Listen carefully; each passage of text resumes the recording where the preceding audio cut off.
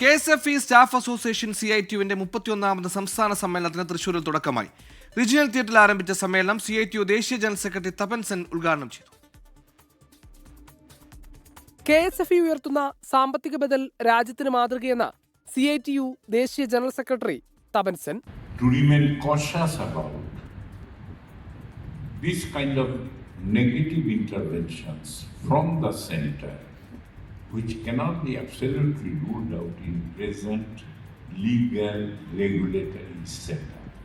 Association പ്രസിഡന്റും CITU സംസ്ഥാന general സെക്രട്ടറിയുമായ എളമരം കരീം അധ്യക്ഷത വഹിച്ചു.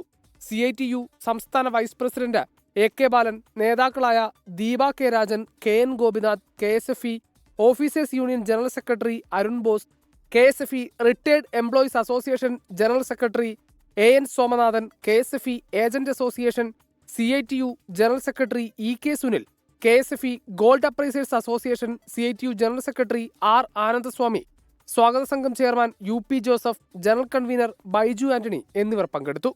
സമ്മേളനത്തിന്റെ ഭാഗമായി സംഘടിപ്പിച്ച ചരിത്ര പ്രദർശനം AK ബാലൻ ഉദ്ഘാടനം ചെയ്തു. സമ്മേളനത്തിന് മുന്നോടിയായി സംഘടനയുടെ നവീകരിച്ച തൃശൂരിലെ സംസ്ഥാന കമ്മിറ്റി ഓഫീസിന്റെ ഉദ്ഘാടനവും നടന്നു.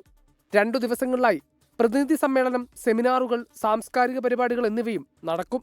പൊതുചർച്ചയ്ക്കും തിരഞ്ഞെടുപ്പിനും ശേഷം നാളെ സമ്മേളനം സമാപിക്കും. 24 തൃശൂർ.